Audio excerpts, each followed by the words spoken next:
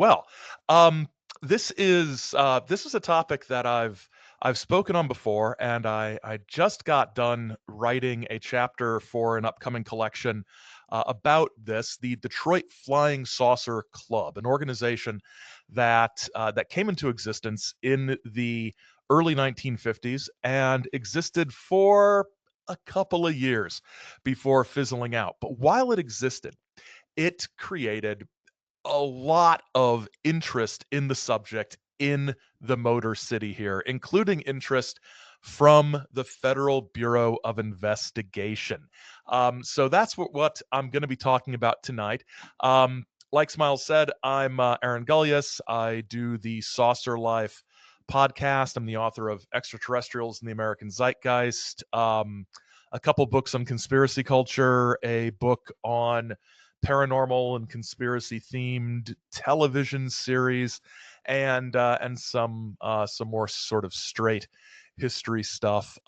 Like the introduction said, I'm really more interested in the stories and the folklore and the effects of these stories and the people who believe these stories and promulgate these stories. Way more interested in that than trying to figure out if the stories are real or not, or true or not.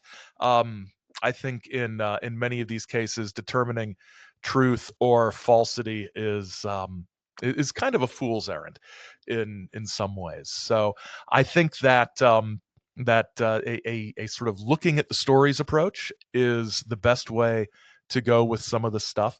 But the Detroit Flying Saucer Club may seem like a little sort of tiny parochial sort of thing, but in a lot of ways, it serves as a microcosm for a lot of things that were going on in the UFO flying saucer field in the 1950s. And as I look at this, one of the first questions that I feel needs to be addressed and that people usually have is, why do we look at Detroit? I mean, what's the deal with Detroit? I mean, it's popularity and reputation is on an upswing right now, but for pretty much my entire life, Detroit was not a city that anybody wanted to look at for anything, for any reasons that were good or happy, or fun.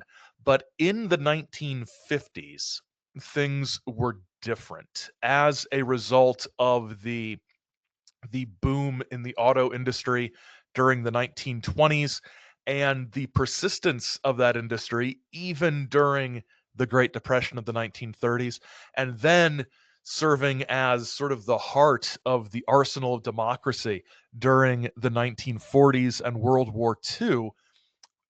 Detroit comes out of the Second World War into the late 40s and 1950s as a hugely influential city in the United States.